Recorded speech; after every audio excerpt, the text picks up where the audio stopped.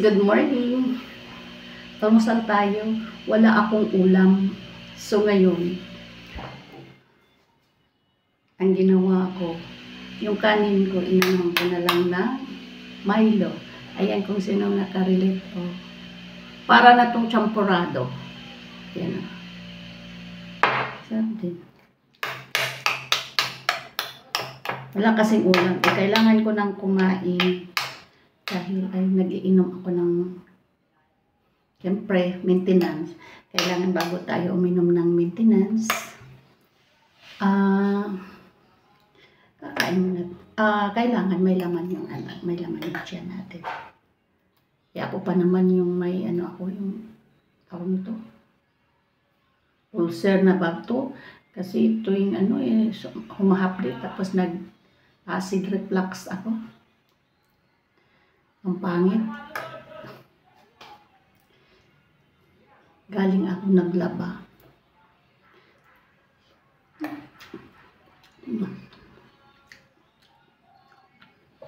Ang bibigat pa yung nilalabahan ko, mga comforter.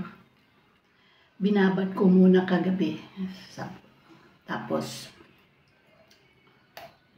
kanina po binanlawan. Kinusut-kusutan ko muna. Mabigat. Inaapak-apakan ko na lang. Ayan. Tapos, hindi na ako nagpiga. Nilalagay ko na lang unti-unti doon sa sa basket. Yung lagayan, di ba may butas-butas yun. Doon ko tapos dinidiin ko. Natatanggal ang tubig. Ganun ang style para hindi ka nabibigatan. Mahirap magpiga sa comforter. Kasi masyado malaki, tapos mabigat pa. Ayan.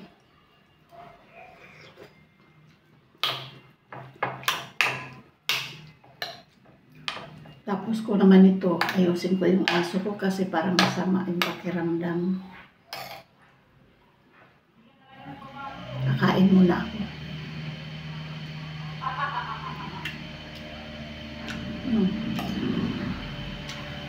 Di ba tayo noong maliliit pa, pag wala talagang ulam, ito na lang ang inuulam.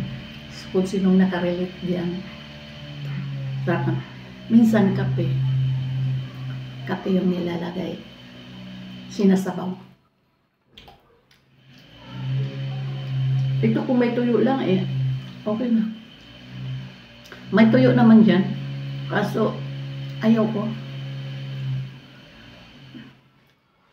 Bawal nga sa akin kasi yung ako yung uric acid.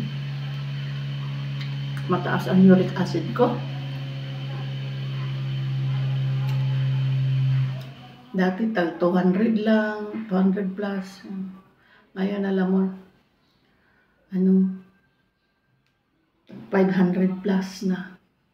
Kaya pakiramdam ko sa katawan ko yung masasakit yung mga parang naninigas yung mga dito ko masakit, parang hindi mo maganyan. Kaya umiinom ako ng gamot. Ang gamot ko naman nun, Urinorm. Yun ang reseta sa doktor sa akin.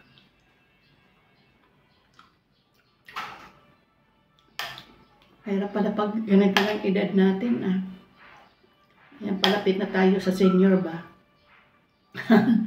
Palapit sa senior. Lalabas na yung mga sakit-sakit. Dami ng mga sakit-sakit ang malabas.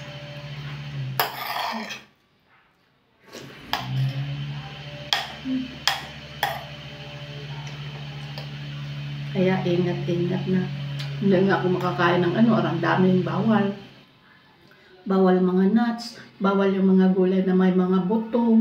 Yung pa naman ang masarap, okra, talong, yung pa ang bawal. Wala akong magawa, pero minsan hindi ko mapigil. Tikim ako kahit konti. Mawala lang yung yung naramdaman ko na gustong-gusto ko. Ayan.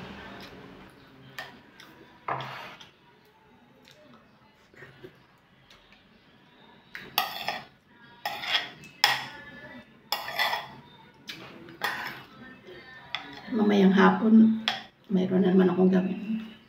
Yung ano ko, yung mga bougainvillea ko, ilipat ko sa balde na malaki.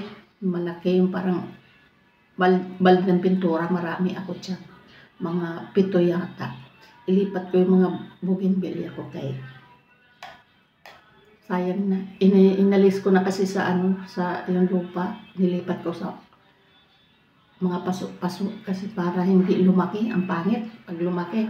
Kaya ngayon, nag-ano na naman, nagbago ng dahon, kaya ililipat ko na. Parang magiging bonsai na. Malaki na yung mga puno nila, pero pinutol-putol ko. Bali, pakita ko yun sa inyo. I-video ko yun.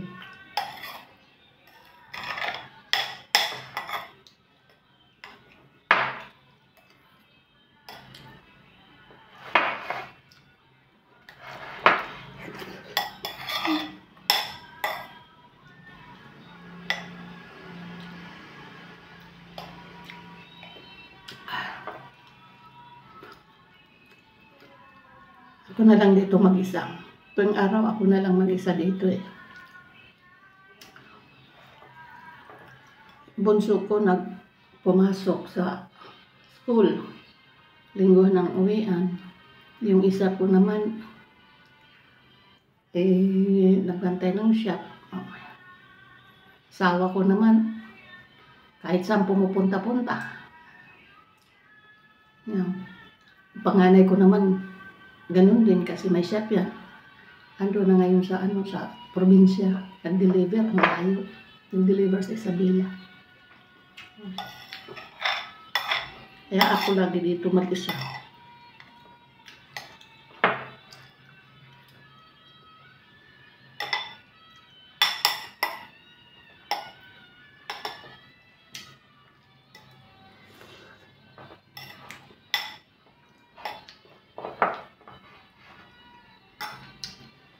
Hindi ko na maubos, busog na ako.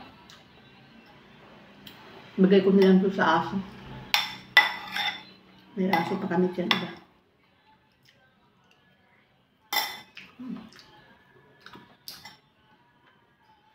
Ayun guys, thank you for watching. Bye-bye.